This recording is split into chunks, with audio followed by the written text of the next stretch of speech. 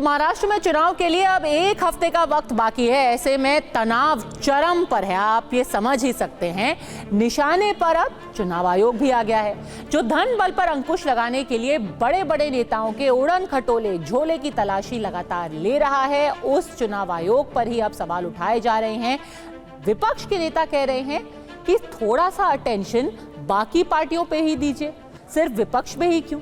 24 घंटे के भीतर महाराष्ट्र में 2 बार शिवसेना यूबीटी के प्रमुख और पूर्व मुख्यमंत्री उद्धव ठाकरे के हेलीकॉप्टर की तलाशी हो चुकी है। उनका पारा बेहद गर्म हो गया, वो आग बबूला हो गए। तलाशी में शामिल चुनाव आयोग के अधिकारियों का ही इंटरव्यू लेने लगे, बकायदा उनको रिकॉर्ड किया, उनसे सवाल जवाब किया और फिर ये वीडियो अपलोड कर दिया। आज लातूर के औसा में उद्धव का उड़न खटोला पहुंचा तो वहां पहले से चुनाव आयोग का उड़न दस्ता भी मौजूद था, यानी कि फ्लाइंग स्क्वाड। ये लोग उद्धव ठाकरे के हेलीकॉप्टर की तलाशी लेते उससे पहले खुद उद्धव ठाकरे ने चुनाव आयोग के अधिकारियों से सवाल जवाब शुरू कर दिया। सरकारी अधिकारियों और कर्मचारियों से जिरह के बाद उन्हें तलाशी की इजाजत दी और फिर करीब 2 मिनट का वीडियो पार्टी के ऑफिशियल एक्स हैंडल पर शेयर किया। कुछ ऐसा ही कल भी हुआ था, जब उद्धव ठाकरे यवतमाल के वणी में चुनाव प्रचार करने पहुंचे। यहां चुनाव आयोग की टीम ने उद्धव के हेलीकॉप्टर की तलाशी ली, लेकिन उससे पहले चुनाव आयोग के अधिकारियों को कैसे उद्धव ठाकरे के 20 सवालों का सामना करना पड़ा, आप खुद ही देखिए। ये पूरा सोशल मीडिया में 2 मिनट 36 सेकंड का वीडियो जारी किया गया था। उद्धव ठाकरे के मुताबिक चुनाव आयोग की ये कार्रवाई केंद्र सरकार के इशारे पर हो रही है। हेलीकॉप्टर और बैग की तलाशी से वो किस कदर नाराज हो गए, इसे आप सबसे पहले यवतमाल के वणी में उस लहजे से समझिए। उन्होंने कहा, मेरा बैग चेक कर लीजिए, चाहे तो मेरा यूरिन पॉट भी चेक कर लीजिए, लेकिन अब मुझे मोदी के बैग चेक करते हुए भी आप लोगों का एक वीडियो चाहिए। वहां कहीं अपनी पूंछ मत झुका देना।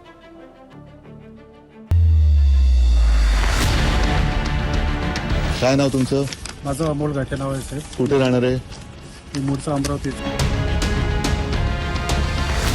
अमरावतीचा? ठीक आहे. कोणाकोणाच्या तरुण बॅग तपासले? आता जस्ट नाही, माझी तपासता बरोबर. माझ्या आधी कोणाची तपासली? पहिलाच दौरा तुमचा. पण हो, माझा पहिला आहे, पण माझ्या आधी कोणत्या राजकीय नेत्याची तपासले? नाही साहेब, 4 महिने झाले मला. 4 महिन्यात एकाची नाही तपासली. मीच पहिला गिराईक सापडलो. नाही साहेब, असं काही नाही. तुमची बॅग नाही, माझी तपास तुम्ही, मी तपासायला अडवत नाही तुम्हाला, पण माझी एक बॅग तपासताना तुम्ही आतापर्यंत मिंद्याची तपासली का? देवेंद्र फडणवीसची तपासली का? अजित पवारची, मोदींची तपासली का? अमित शहाची तपासली? साहेब नाही, अद्याप आले नाहीत. नाही आले तर मला तपासलीचा व्हिडिओ पाठवायचा. हो साहेब, नक्की. ठीक आहे, नक्की साहेब. हा तुमच्या सगळ्यांचं मी करतोय. मोदींची बॅग तपासतानाचा मला तुमचा व्हिडिओ आला पाहिजे. हो साहेब. हा, तिकडे तुम्ही शेपूट नाही घालायची. हा व्हिडिओ मी रिलीज करतोय. ठीक आहे, तपासा बॅग माझी. बॅग रिकव्हर आहे. माझा युरिन पॉट पण तपासा. कैमरा वर्क अच्छा था इस पूरे वीडियो का, जरा सा भी शेक नहीं हो रहा था। आज एक बार फिर जब लातूर के औसा में कल की तरह ही चुनाव आयोग की टीम ने तलाशी ली, तो उद्धव ठाकरे ने इस पर एक्शन पैक्ड फिल्म का रिपीट टेलीकास्ट किया। एक बार फिर उन्होंने चुनाव आयोग के अधिकारियों से पूछा कि क्या वो प्रधानमंत्री मोदी और दूसरे नेताओं के सामान की भी जांच करेंगे। नाही हो दादा, 1 मिनिट. पहिलं आय कार्ड. हा, काय नाव? आज आता मोदी येतात, मोदींकडे पाठवतो ना तुम्हाला. सोलापूरचा एअरपोर्ट बंद आहे. नाही अडचण नाही. मोदींना तपासलं, त्यांना सस्पेंड केलं होतं ओरिसामध्ये. एक काम करता का, बॅग ठेवतो तुमच्याकडे. मी आल्यावरती ना तर तुम्ही पुढच्या मुक्कामावरती घेऊन जा ना, मला प्रॉब्लेम नाही. या तपासा, या या या. कोण आहे, कोण बघतोय? अरे बघा ना, लाजू नका. सगळ्यांची नावं आले, ती जाणार तर टीव्हीवर. तुम्हाला प्रसिद्धी छान मिळणार आहे, काय काळजी करायचं कारण नाही. नाही बघा हो, अरे बघा हो, लाजू नका. ठीक आहे, चला. माझा काय तुमच्यावरती राग नाहीये. मला फक्त यांचा एकतर्फी जो कारभार चाललाय, मला जो न्याय तोच मोदींना पण लागला पाहिजे, कारण मोदी पण प्रचाराला येत आहेत. ठीक आहे. देखिए, यही है सोशल मीडिया की खूबसूरती। आज हर किसी के हाथ में कैमरा है, उनके पास वाईफाई है, सब सच सामने सोशल मीडिया पर आ जाता है। उद्धव ठाकरे इसी सोशल मीडिया और फोन के कैमरे के जरिए बिल्कुल किसी सिटीजन रिपोर्टर की तरह रिपोर्टिंग और कैमरा का काम करते हुए नजर आए। ऐसे में आज इसे लेकर हमने भी उनसे सवाल पूछा। क्या कहा उन्होंने, जरा सुनिए। आज आपल्याबरोबर आहेत शिवसेना उद्धव बाळासाहेब ठाकरे पक्षाचे अध्यक्ष उद्धव ठाकरे. प्रचाराची रणधुमाळी आहे आणि तसं रिपोर्टिंग आम्ही करतो पत्रकार म्हणून बऱ्याच वेळा, पण काल आम्ही तुम्हाला बघितलं, जसं आज मी तुमचा इंटरव्ह्यू घेतोय तसे तुम्ही त्या वणीच्या हेलिपॅडवर इंटरव्ह्यू घेत होते आणि व्हिडिओग्राफी म्हणजे कॅमेरामॅनचंही काम करत होते. नाही, मला मी कालच्या सभेत म्हटलं की हल्ली माझी फोटोग्राफी बंद झाली आणि त्याच्यामुळे काल मला फोटोग्राफी करण्याची संधी दिल्याबद्दल मी निवडणूक आयोगाला धन्यवाद दिलेले आहेत. मुद्दा काय होता की बॅग तपासायला माझी हरकत नाहीच, मी ते व्हिडिओमध्ये पण म्हटलेलं आहे, पण कायदा सगळ्यांना समान पाहिजे. मग जसा कायदा मला आहे तसाच तो कायदा मोदी, शहा आणि इथले 3 तिघाडं सरकार त्यांच्या प्रमुखांना सुद्धा पाहिजे, कारण ते सुद्धा प्रचारक म्हणून येत आहेत. ये बात उद्धव जी ने बहुत अच्छी याद दिलाई. वो बहुत ही अच्छे स्टिल फोटोग्राफर रहे हैं, जहां तक मुझे याद है उन्होंने कई एग्जीबिशन भी लगाए हैं और शायद उसी का नतीजा है कि आज जब उन्होंने कैमरा थामा और ये वीडियो बनाया तो उसमें भी काम बहुत अच्छा था, ज़्यादा शेक नहीं था. उद्धव ठाकरे ने दावा किया है कि सिर्फ उन्हीं के हेलीकॉप्टर को चुनाव आयोग बार बार टारगेट कर रहा है. वो आयोग को बीजेपी के बड़े नेताओं की तलाशी की चुनौती भी दे रहे थे. उन दोनों वीडियो में आपने सुना. ऐसे में अभी अभी बड़ी खबर आ रही है महाराष्ट्र के लातूर से, जहां केंद्रीय मंत्री और बीजेपी के पूर्व अध्यक्ष नितिन गडकरी के हेलीकॉप्टर की तलाशी हुई है. उनके बैग की जांच की गई. चुनाव आयोग के अधिकारियों ने हेलीकॉप्टर के अंदर जाकर गडकरी के सामान की जांच पड़ताल की है. हमारे साथ हमारे सहयोगी राजीव फोन लाइन पर जुड़ गए हैं. कहीं ऐसा तो नहीं कि किसी तरह का डैमेज कंट्रोल है, क्योंकि उद्धव ठाकरे एक तरीके से ये इल्जाम लगा रहे थे कि भाजपा के नेताओं की तलाशी क्यों नहीं हो रही और फौरन नितिन गडकरी जी की तलाशी हो गई. राजीव, नहीं, डैमेज कंट्रोल तो नहीं कह सकते बिल्कुल, चूंकि उद्धव ठाकरे ने जो आरोप लगाए, जो सवाल पूछे चुनाव कर्मचारियों से कि कभी उन्होंने सीएम, डीसीएम या फिर पीएम मोदी, अमित शाह की चेकिंग की है, तो इस पूरे मामले में बीजेपी ने भी उद्धव ठाकरे द्वारा वीडियो जारी होने के बाद में तत्काल पलटवार किया और ये बताया कि किस तरह से इसी महीने में 5 नवंबर को जब चुनाव घोषित हो गया था, उसके बाद में 5 नवंबर को देवेंद्र फडणवीस के भी हेलीकॉप्टर की चेकिंग की गई थी. हालांकि उस घटना का वीडियो सामने नहीं आया, लेकिन इसके पहले लोकसभा चुनाव में सीएम शिंदे की भी हेलीकॉप्टर की चेकिंग हुई थी. बाकायदा जानकारी दी गई. वीडियो भले नहीं सामने आया, लेकिन चीजें रिकॉर्ड में है. सरकारी फाइलों में तमाम चीजें दर्ज होती है कि चुनाव आयोग की टीम ने कब कहां किस तरह की कार्रवाई की या चेकिंग की.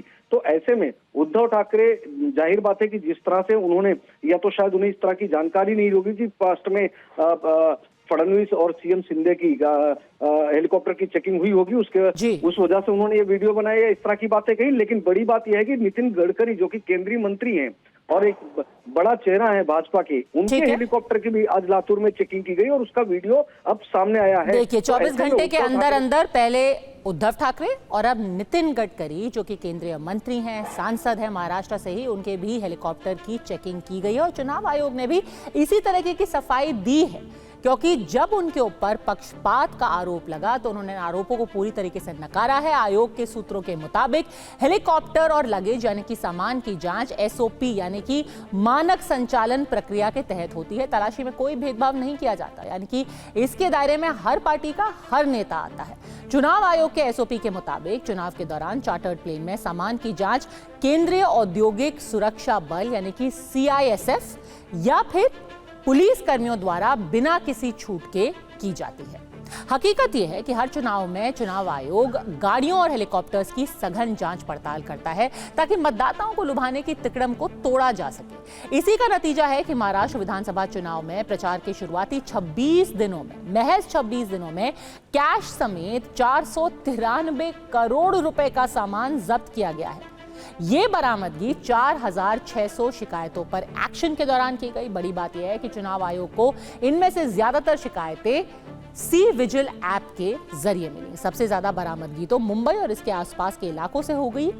मुंबई के उपनगरीय इलाकों से 138 करोड़ रुपए का सामान जब्त किया गया, तो मुंबई शहर से 45 करोड़ रुपए की जब्ती हुई. जब्ती के मामले में नागपुर महाराष्ट्र का तीसरा बड़ा जिला है. यहां से 37 करोड़ 54 लाख रुपए का सामान जब्त किया गया. पूरे विदर्भ के इलाके में जब्त सामान की कीमत 72 करोड़ रुपए के पार जा चुकी है. नक्सल प्रभावित गढ़चिरौली जिले से 1 करोड़ 17 लाख रुपए की बरामदगी हुई, तो सबसे कम वाशिम जिले से 57 लाख रुपए की जब्ती की गई. ये पूरी कार्रवाई 2 हिस्सों में हुई। एक चुनाव आयोग की टीम ने की और दूसरी एनफोर्समेंट एजेंसियों यानी कि income tax, GST, custom, state excise और एंटी नारकोटिक्स की टीम ने मिलकर की। इस तरह से पूरे महाराष्ट्र में एनफोर्समेंट एजेंसियों ने 390 करोड़ रुपए की जब्ती की, तो चुनाव आयोग की टीम ने 103 करोड़ रुपए बरामद किए। लेकिन उद्धव ठाकरे की पार्टी और करीब करीब हर विपक्षी पार्टी को चुनाव आयोग की निष्पक्षता पर संदेह है। विपक्ष के नेताओं के मुताबिक चुनाव आयोग को सिर्फ विपक्षी दलों की ही कार और हेलीकॉप्टर दिखते हैं, जबकि सत्ताधारी दल को करोड़ों रुपए बांटने की खुली छूट दी गई है, जिसे शिवसेना और बीजेपी ने एक सुर में झूठ बताया है।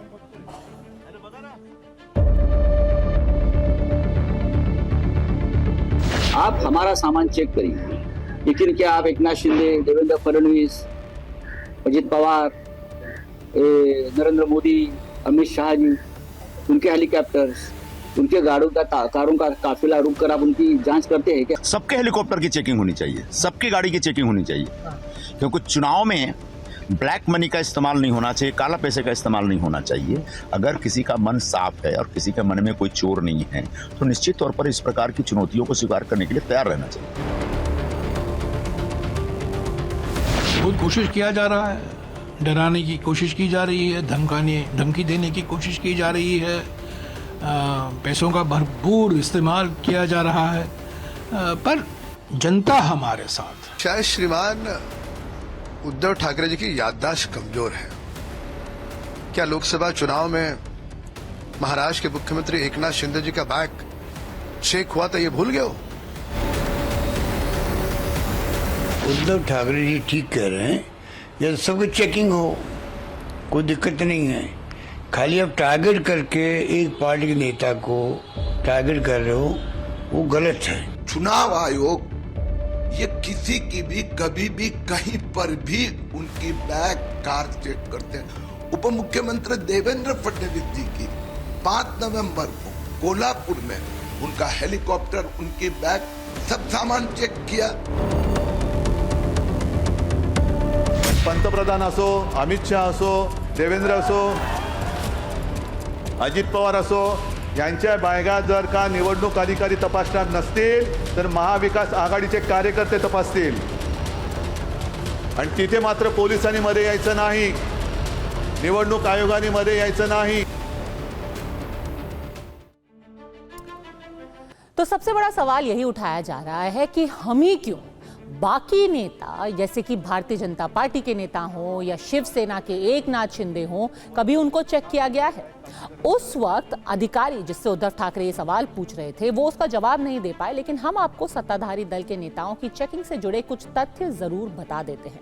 इसी 5 नवंबर को देवेंद्र फडणवीस कोल्हापुर में चुनाव प्रचार के लिए गए थे। वहां उद्धव ठाकरे की तरह ही फडणवीस के हेलीकॉप्टर की तलाशी ली गई थी, यानी कि उद्धव से पहले फडणवीस की जांच की गई। इससे पहले 17 मई को लोकसभा चुनाव के दौरान प्रचार के लिए जब एकनाथ शिंदे नासिक गए थे तो वहां उनके चॉपर की चेकिंग की गई।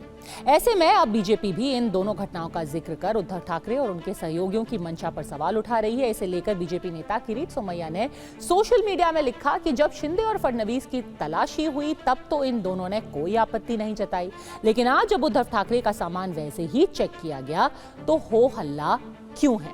उद्धव ठाकरे ने चुनाव आयोग की टीम को बीजेपी के बड़े नेताओं की तलाशी का भी चैलेंज दिया। उनके साथियों का भी यही कहना है कि इलेक्शन कमीशन वाले सिर्फ विपक्षी दलों के नेताओं को निशाना बनाते हैं, लेकिन ये क्या सच है? आप खुद देखिए।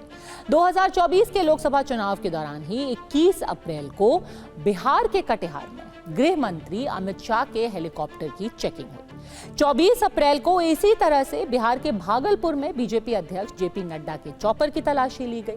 साफ है कि चुनाव आयोग काले धन और धन बल पर अंकुश के लिए चुनाव के दौरान तय नियम के मुताबिक कार्रवाई करता है। उसकी ये ड्यूटी है कि अगर उसके पास किसी भी तरीके की शिकायत आए तो वो तलाशी ले, फ्लाइंग स्क्वाड को भेजे। इसके लिए बकायदा एक स्टैंडर्ड ऑपरेटिंग प्रोसीजर भी लिखा गया है। ऐसे में उद्धव ठाकरे के आरोप भी पूरी तरीके से राजनीतिक ही कहे जाएंगे, क्योंकि अगर चुनाव आयोग सिर्फ विपक्ष को टारगेट करता, फिर आज नितिन गडकरी, पहले देवेंद्र फडणवीस, एकनाथ शिंदे, अमित शाह, जेपी नड्डा, ये सब क्या चुनाव आयोग के रडार पर आते? सच ये भी है कि राजनीति के लिए जब विपक्ष केंद्रीय एजेंसियों जैसे ईडी, सीबीआई और आईटी को नहीं बख्शता, फिर चुनाव आयोग इस तरीके की छींटाकशी से कैसे बच सकता है? चुनावों में विपक्ष की तरफ से लेवल प्लेइंग फील्ड की दलील दी जाती है, ऐसे में उसे चुनाव आयोग की तलाशी वाले लेवल प्लेइंग फील्ड पर भी ऐतराज जताने से पहले शायद एक बार सोचना चाहिए। अमेरिकी राष्ट्रपति के रूप में अपने पहले कार्यकाल में डोनाल्ड ट्रंप की विदेश नीति के दो विलेन थे, ईरान और चीन। राष्ट्रपति ट्रंप का साफ संदेश था कि वो नॉर्थ कोरिया के तानाशाह किम जोंग उन से हाथ मिला सकते हैं, लेकिन ईरान और चीन की मनमानी बर्दाश्त नहीं करेंगे।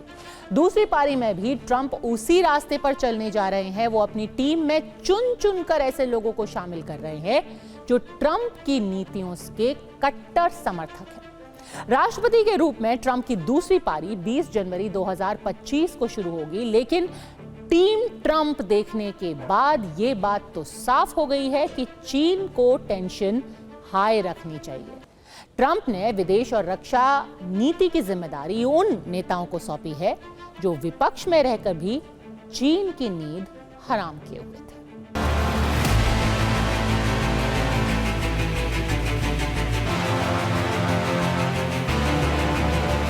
अमेरिका के नए राष्ट्रपति डोनाल्ड ट्रंप ने अपनी टीम यानी अमेरिका की नई कैबिनेट बनानी शुरू कर दी है। अब की बार ट्रंप सरकार में अमेरिका के विदेश मंत्री होंगे अमेरिकी सीनेट के सदस्य मार्को रूबियो।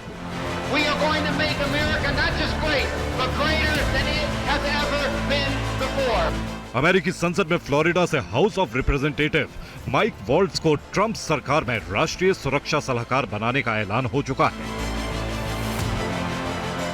वहीं संयुक्त राष्ट्र में अमेरिका की नई राजदूत के तौर पर रिपब्लिकन पार्टी की सांसद एलिस स्टेफनिक का नाम फाइनल हो गया है। विदेश मंत्री, राष्ट्रीय सुरक्षा सलाहकार और संयुक्त राष्ट्र में राजदूत, अमेरिका की विदेश नीति का फैसला इन्हीं तीन लोगों के हाथों में है। ट्रंप ने इन तीन अहम पदों पर जिन्हें चुना है, उनका नाम सुनकर ही वॉशिंगटन से लेकर बीजिंग तक हल्ला है कि ट्रंप की नई पारी में चीन की खैर नहीं। चीन के बारे में राष्ट्रपति ट्रंप की इस तिकड़ी का नजरिया क्या है, उसका ट्रेलर पहले ही जारी हो चुका है। ट्रंप ने जब मार्को रूबियो को नया विदेश मंत्री बनाने का ऐलान किया तो अमेरिकी मीडिया का पहला विश्लेषण यही था कि पिछली बार ट्रंप ने चीन के खिलाफ टैरिफ युद्ध छेड़ा था और इस बार भी उसी का विस्तार होने जा रहा है। अमेरिका के भावी विदेश मंत्री मार्को एंटोनियो रूबियो फ्लोरिडा से रिपब्लिकन पार्टी के सेनेटर हैं। उनके नाम का चीन में हवा क्यों है, इसकी मिसाल अमेरिका के लोग साल 2022 में ही देख चुके हैं। 11 मई 2022, अमेरिकी सीनेट, वॉशिंगटन डीसी, अमेरिका। अमेरिकी सीनेट में मार्को रूबियो अमेरिका की विदेश नीति पर बयान दर्ज कराने पहुंचे थे। उन्होंने बिना लाग लपेट के आगाह किया कि अमेरिका के लिए सबसे बड़ा खतरा चीन है। मार्को रूबियो के अलावा अमेरिका की कूटनीति और रणनीति बनाने की जिम्मेदारी ट्रंप ने अपने भरोसेमंद माइक वॉल्ट्ज को सौंपी है। माइक वॉल्ट्ज अमेरिका के नए राष्ट्रीय सुरक्षा सलाहकार होंगे। इन्हें भी घोषित रूप से चीन का विरोधी बताया जा रहा है। इसकी वजह भी है, अमेरिका में राष्ट्रपति चुनाव के प्रचार के दौरान डोनाल्ड ट्रंप की ओर से चीन पर हमले की कमान माइक वॉल्ट्ज ने ही संभाल रखी थी। संयुक्त राष्ट्र के मंच पर किसको घेरना है और किसे मामले पर वीटो करना है, यह फैसला अमेरिकी राष्ट्रपति की ओर से संयुक्त राष्ट्र में अमेरिका के राजदूत ही करते हैं। ट्रंप ने संयुक्त राष्ट्र में नया राजदूत बनाने के लिए रिपब्लिकन पार्टी की सांसद एलिस स्टेफनिक को चुना है, जो ट्रंप की कट्टर समर्थक है। फरवरी 2023 में जब अमेरिका में चीन का जासूसी गुब्बारा पकड़ा गया तो रिपब्लिकन पार्टी की ओर से एलिस स्टेफनिक ने ही मोर्चा संभाला था। अमेरिकी मीडिया से लेकर हाउस ऑफ रिप्रेजेंटेटिव्स तक में एलिस स्टेफनिक चीन के खिलाफ लगातार आग उगलती रही। अपनी दूसरी पारी में विदेश नीति की कमान ट्रंप ने चीन के कट्टर विरोधियों को सौंपी है, तो अमेरिका की घरेलू राजनीति में ट्रंप का एजेंडा पहले से तय है। ट्रंप का चुनाव प्रचार पूरी तरह अवैध शरणार्थियों पर केंद्रित था, इसलिए उन्होंने अमेरिका में इमिग्रेशन सिस्टम बदलने के लिए अपनी टीम में उन्हीं को जगह दी है जो शरणार्थियों के बारे में हद दर्जे तक बेरहम माने जाते हैं। ट्रंप ने अमेरिकी बॉर्डर की सुरक्षा के लिए टॉम होमैन को इमिग्रेशन एंड कस्टम डिपार्टमेंट का डायरेक्टर मनोनीत किया है। मैक्सिको से आने वाले अवैध शरणार्थियों पर सख्ती के लिए टॉम होमैन बदनाम रहे हैं। उन्हें बॉर्डर जार नाम दे दिया गया है। बॉर्डर जार यानी सीमा पर तानाशाही चलाने वाला। ट्रंप की पहली पारी में टॉम होमैन ने शरणार्थियों के साथ जो सख्ती की, उसके लिए साल 2019 में उनको अमेरिकी संसद में तलब किया गया था। उस दौरान अमेरिका के सांसदों को टॉम होमैन ने जो तेवर दिखाए, वो अमेरिका के लोग अभी तक भूले नहीं हैं। राष्ट्रपति ट्रंप ने क्रिस्टी नोएम को अमेरिका में आंतरिक सुरक्षा विभाग यानी डिपार्टमेंट ऑफ होमलैंड सिक्योरिटी का मंत्री बनाने का ऐलान किया है। क्रिस्टी नोएम फिलहाल अमेरिका के साथ डकोटा राज्य की गवर्नर है। अमेरिका में इमिग्रेशन और कस्टम विभाग भी होमलैंड सिक्योरिटी के तहत ही आते हैं। क्रिस्टी नोएम को अमेरिका की राजनीति की सबसे क्रूर नेताओं में से एक माना जाता है। ट्रंप की टीम में शामिल होने से 6 महीने पहले क्रिस्टी नोएम अपनी क्रूरता के लिए सुर्खियों में थी। उन्होंने अपनी आत्मकथा छपवाई, जिसमें क्रिस्टी नोएम ने खुद बताया था कि उन्होंने अपने शिकारी पालतू कुत्ते का कत्ल कर दिया था। वजह यह थी कि क्रिस्टी का कुत्ता लाख कोशिश करके भी शिकार करना नहीं सीख पाया था। इस पर सवाल उठे तो क्रिस्टी नोएम ने सफाई नहीं दी। उन्होंने खुद को सही ठहराने के लिए दलील दी कि वो ठीक से काम नहीं करने वालों के साथ क्रूरता में भी पीछे नहीं हटती। ट्रंप की टीम में अब तक जितने भी नाम सामने आए हैं, उनकी अपनी पहचान कट्टर नीतियों की वजह से है। साथ ही ये तमाम नेता डोनाल्ड ट्रंप के कट्टर समर्थक हैं। अमेरिका के राजनीतिक विश्लेषकों का कहना है कि अपनी टीम में वफादारों को शामिल करके ट्रंप ये सुनिश्चित करना चाहते हैं कि उनका एजेंडा लागू करने वालों के मन में कोई संदेह या कोई सवाल नहीं होना चाहिए। Bureau report, TV9 Bharatvarsh.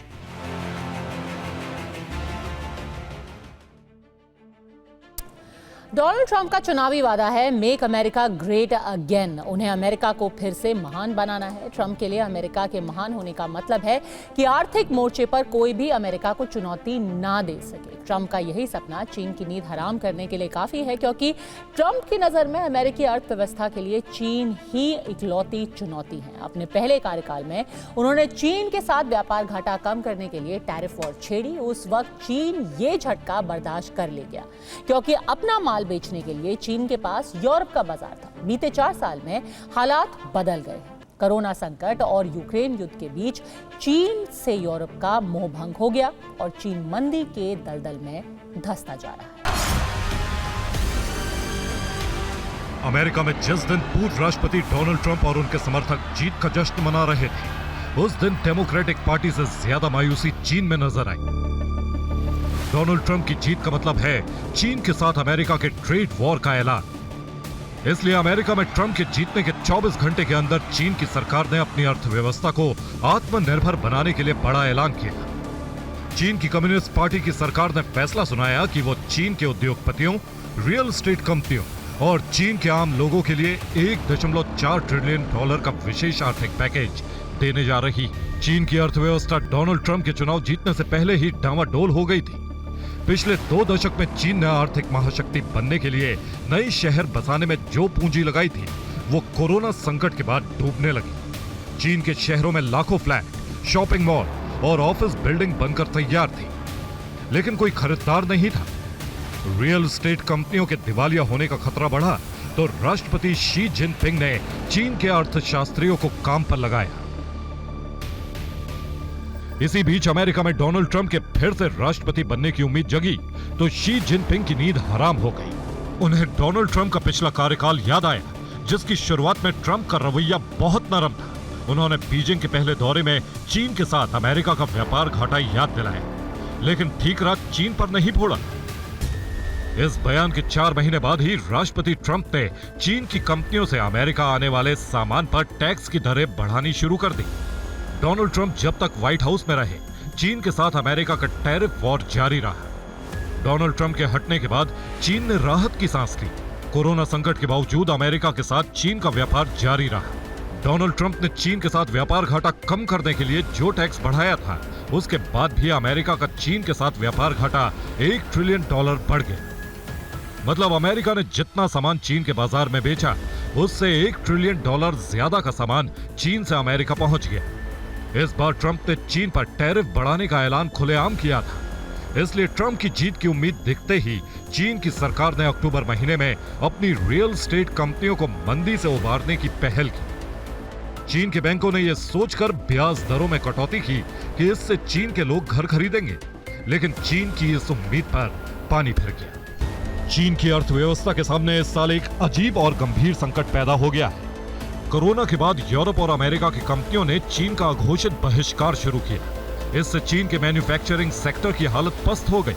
चीन की कंपनियां जो माल बना रही थी उसके लिए खरीदार नहीं मिल रहे थे। विदेशों के बाजार बंद थे और चीन के घरेलू ग्राहकों की जेब में पैसे नहीं थे। इस साल की शुरुआत में चीन डिफ्लेशन का शिकार हो गया।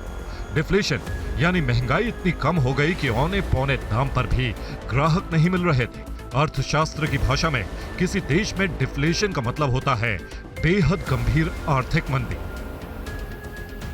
चीन को डिफ्लेशन से उबारने के लिए एक ही तरीका था कि चीन की कंपनियों में बने सामान के लिए बाजार ढूंढा जाए।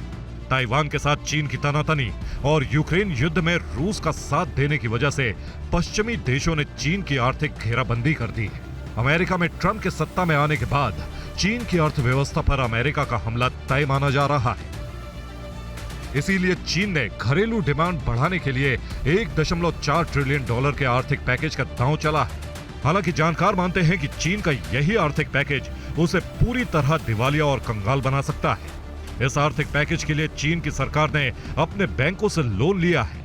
चीन के बैंक बॉन्ड जारी करके पैसे जुटा रहे हैं। जाहिर है कि उन्हें बॉन्ड खरीदने वालों को ब्याज समेत पैसा लौटाना भी पड़ेगा। ऐसा नहीं हुआ तो चीन के बैंक दिवालिया हो जाएंगे और चीन के बैंकों के दिवालिया होने का मतलब चीन की सरकार का दिवालिया होना है, क्योंकि वहां बैंक भी तो सरकार के ही हैं। बताया जाता है कि चीन ने अपनी अर्थव्यवस्था को बचाने के लिए अंधाधुंध कर्ज ले लिया है। चीन पर इस वक्त जीडीपी का करीब 3 गुना कर्ज चढ़ा हुआ है। कर्ज लेकर चीन की सरकार ने पाकिस्तान के अलावा अफ्रीका और दक्षिण अफ्रीका के देशों से बिजली घर, बंदरगाह और हवाई अड्डे बनाए हैं। जिन देशों में चीन ने पूंजी निवेश किया है उनकी अपनी आर्थिक हालत बेहद खराब है।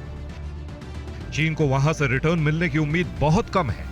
ऐसे में $1.4 ट्रिलियन के आर्थिक पैकेज का नया बोझ चीन की अर्थव्यवस्था की कमर तोड़ सकता है। चीन की मुसीबत यह है कि अमेरिका में डोनाल्ड ट्रंप ने अपनी दूसरी पारी में चीन को टारगेट करने का संदेश दे दिया है।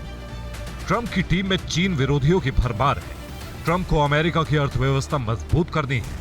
अमेरिका की अर्थव्यवस्था की मजबूती के लिए चीन को आर्थिक तौर पर खोखला करना है और ट्रंप को मालूम है कि चीन की अर्थव्यवस्था की सबसे कमजोर कड़ी क्या है।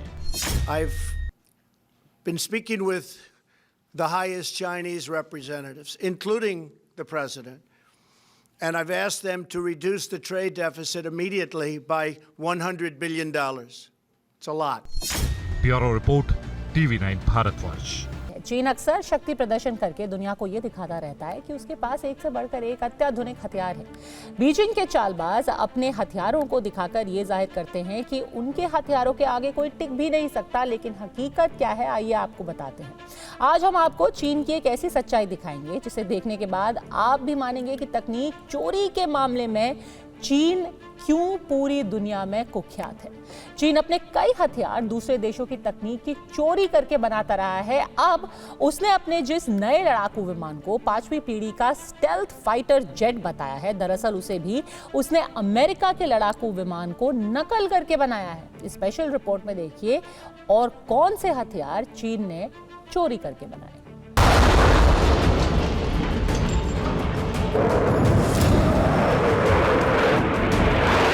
चीन के आसमान में जो ऊंची उड़ान आंखों को दिखाई दे रही है उसमें कुछ सच भी है और कुछ झूठ भी।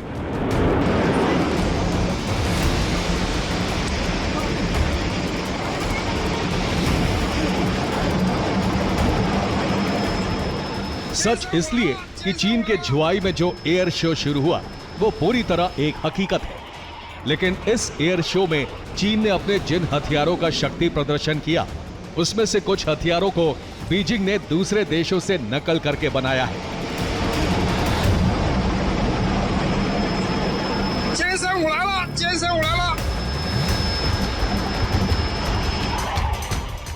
चीन पुराना नकलची है।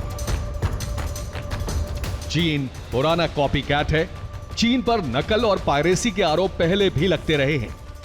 दूसरे देशों की तकनीक चुराकर उसका चाइनीज वर्जन तैयार करने की बीजिंग की पुरानी आदत है।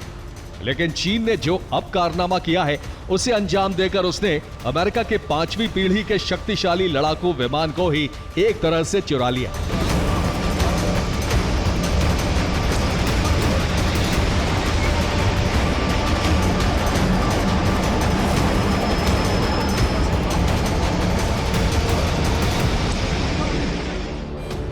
चीन पर आरोप लगा है कि उसने अमेरिकी फाइटर जेट F-35 को ही कॉपी कर लिया। झुआई एयर शो में चीन की सेना ने अपने 5वीं पीढ़ी के स्टेल्थ फाइटर जेट J-35A का दुनिया के सामने शक्ति प्रदर्शन किया।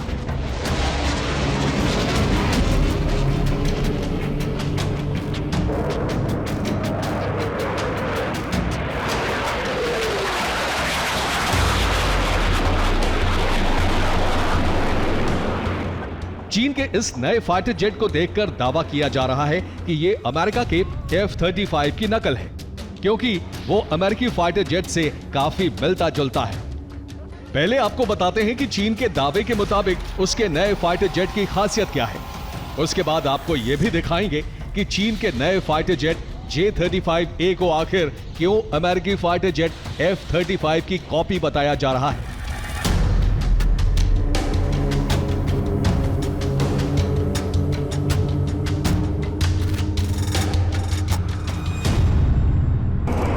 चीन की सेना का दावा है कि उसका नया फाइटर जेट एक साथ कई तरह की भूमिकाओं को निभा सकता है। दरअसल J-35A एक मल्टी रोल मध्यम आकार का लड़ाकू विमान है।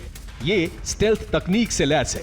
इसके अलावा ये PL-10 शॉर्ट रेंज मिसाइल और PL-12 लंबी दूरी की मिसाइल से लैस है। ये रडार की पकड़ में नहीं आता है।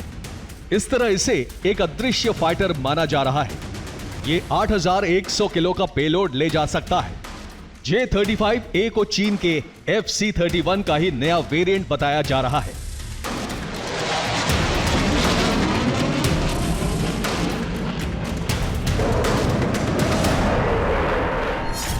मीडिया रिपोर्ट्स के मुताबिक चीन के इस फाइटर जेट को पाकिस्तान की सेना भी खरीद चुकी है और पाकिस्तान को इस फाइटर जेट की सप्लाई चीन करने वाला है। पाकिस्तान के पायलट चीन के इस फाइटर जेट को उड़ाने की ट्रेनिंग भी ले रहे हैं। चीन के मीडिया का दावा है कि अमेरिका के बाद अब चीन दूसरा ऐसा देश बन गया है जिसकी वायु सेना में 2 तरह के स्टेल्थ फाइटर जेट शामिल हो गए हैं।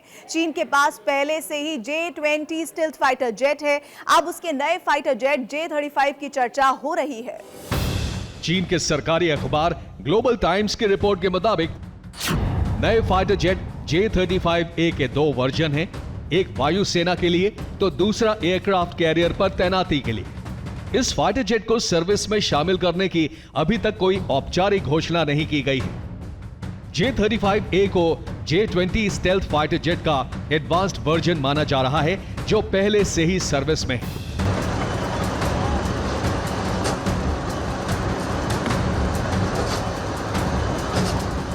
स्टेल्थ है, मल्टी रोल कॉम्बैट एयरक्राफ्ट है और ये बहुत ताकतवर है। दुनिया का दूसरा देश चीन ऐसा बन जाएगा जिसके पास स्टेल्थ फाइटर होंगे। स्टेल्थ का मतलब कि रडार की पकड़ में नहीं आता है। ये जब भी कहीं जा रहा है आसपास तो इस तरह की टेक्नोलॉजी है कि वो रडार की रेस को एब्जॉर्ब कर लेते हैं और ये मल्टी रोल है। पर चीन का जिस तरह से हमने हिस्ट्री देखी है कि वो फिनिश नहीं आती है। अब आपके मन में यह सवाल भी उठ रहा होगा कि चीन के नए फाइटर जेट J-35A को अमेरिका के F-35 की नकल क्यों माना जा रहा है। तो इसकी वजह भी हम आपको बता देते हैं। एक रिपोर्ट के मुताबिक दोनों फाइटर जेट के DSI इनलेट्स, कैनोपी और बुनियादी कॉन्फ़िगरेशन एक जैसे हैं। हालांकि F-35 में डबल इंजन नहीं है, जबकि चीन के J-35A में जुड़वा इंजन लगा है। कई समानताओं के बावजूद दोनों में एक अंतर यह भी है कि F-35 का शॉर्ट टेक ऑफ और वर्टिकल लैंडिंग का वर्जन भी है, जबकि चीनी लड़ाकू विमान के पास यह क्षमता नहीं है। चीन का फाइटर जेट अमेरिका के F-35 की तुलना में ज्यादा चिकना और पतला दिखता है। तो मैंने वीडियो देखा था, काफ़ी हद तक ये F-35 जैसा लगता है। स्टेल्थ फाइटर है और देखा जाए तो अगर इसके अंदर उतनी क्वालिटीज़ हैं तो चाइना की ताकत बहुत बढ़ जाती है।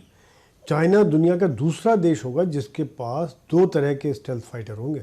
इनके पहले J-20 है, अभी F-35 आ गया, और F-35 multi role combat aircraft है जो कि ग्राउंड अटैक, फाइटर और एयर सुपीरियरिटी हर तरह के रोल करने में सक्षम है। तो नकल की इन्होंने, लेकिन ये एक वाकई में अगर इस तरह का होता तो अमेरिका को बहुत बड़ा चैलेंज हो जाता है।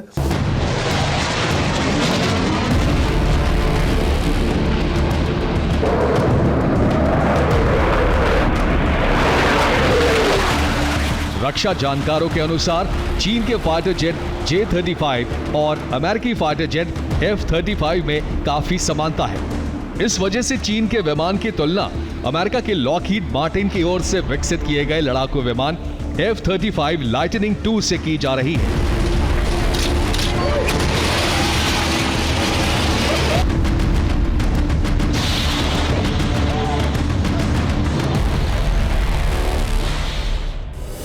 अमेरिका के लड़ाकू विमान F-35 के 3 संस्करण हैं। पहला F-35A जो पारंपरिक टेक ऑफ और लैंडिंग करते हैं। दूसरा F-35B जो शॉर्ट टेक ऑफ और वर्टिकल लैंडिंग करते हैं। वहीं F-35C को एयरक्राफ्ट कैरियर के लिए बनाया गया है। अमेरिकी फाइटर जेट F-35 को रडार पर खोज पाना मुश्किल होता है। ये एडवांस्ड सेंसर, इंफॉर्मेशन फ्यूजन और नेटवर्क कनेक्टिविटी से लैस है। वहीं ये सिंगल सीट, सिंगल इंजन वाला सुपरसोनिक और लंबी दूरी का बेहद एडवांस्ड लड़ाकू विमान है। दोनों विमानों के बीच अंतर को देखते हुए यह दावा किया जा रहा है कि चीन ने या तो डिजाइन की नकल की है या फिर फाइटर जेट का डेटा चुराया है। हालांकि चीन की मीडिया में यह दावे किए जा रहे हैं कि चीन F-35 की नकल नहीं कर सकता या उसको कॉपी नहीं कर सकता क्योंकि यह दुनिया के सबसे जटिल तकनीक में से एक है। मौजूदा समय की जरूरतों को ध्यान में रखकर बनाए जा रहे 5वीं पीढ़ी के फाइटर जेट को सबसे घातक विमान माना जाता है। जिन लड़ाकू विमानों में स्टिल्थ क्षमताएं होती हैं, उन्हें ही 5वीं पीढ़ी के फाइटर जेट की कैटेगरी में शामिल किया जाता है। ये विमान सुपरसोनिक रफ्तार से उड़ान भरने की क्षमता रखते हैं। चीन के हथियारों पर पायरेसी के आरोप कोई नई बात नहीं है। ये आरोप पहले भी लगते रहे हैं। चीन पहले भी कई ऐसे हथियार बना चुका है जिनके बारे में दावे किए गए कि उसने उन हथियारों को दूसरे देशों से नकल करके बनाया है। दूसरे देशों से कॉपी करके बनाए गए चीन के ऐसे ही कुछ हथियारों में है चेंगडू J-10, जिसके बारे में दावा किया जाता है कि उसे अमेरिका के F-16 को नकल करके बनाया गया है। चेंगडू J-20 के बारे में भी दावा किया जाता है कि उसे अमेरिकी F-22 की नकल करके बनाया गया था। शेनयांग J-15 के बारे में भी कहा जाता है कि उसे रूस के Su-33 को कॉपी करके बनाया गया है। वहीं J-11B को भी चीन ने रूस के Su-27 की नकल करके बनाया है। इस तरह के नकलची चीन के कई और भी हथियार हैं जिनके बारे में कहा जाता है कि उन्हें बीजिंग ने दूसरे देशों की तकनीक चुराकर बनाया है।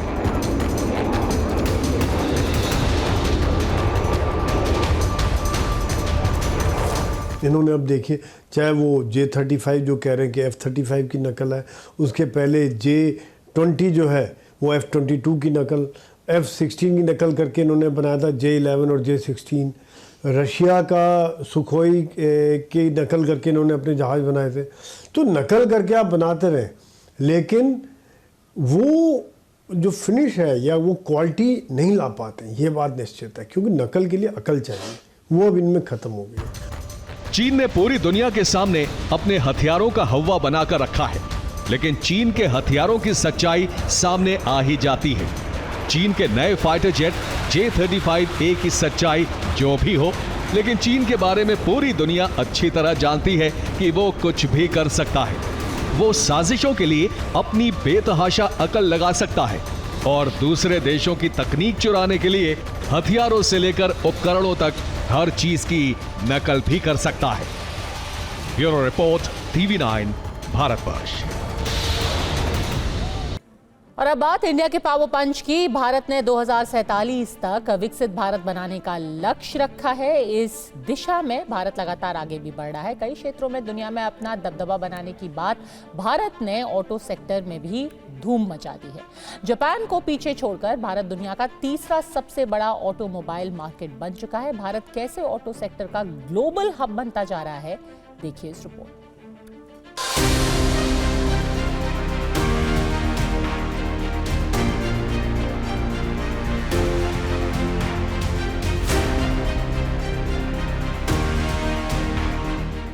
भारत ऑटो सेक्टर का ग्लोबल हब बनता जा रहा है। भारत का ऑटो सेक्टर लगातार बढ़ रहा है। रिपोर्ट्स के मुताबिक ऑटो इंडस्ट्री लगातार रिकॉर्ड कायम कर रही है। भारत का ऑटो सेक्टर बीते वित्त वर्ष में 20 लाख करोड़ रुपए का आंकड़ा पार कर गया है। खास बात यह है कि अब देश में कुल जीएसटी में ऑटो इंडस्ट्री का योगदान 15% तक है। यात्री वाहनों के मामले में भारत दुनिया का तीसरा सबसे बड़ा बाजार बन गया है।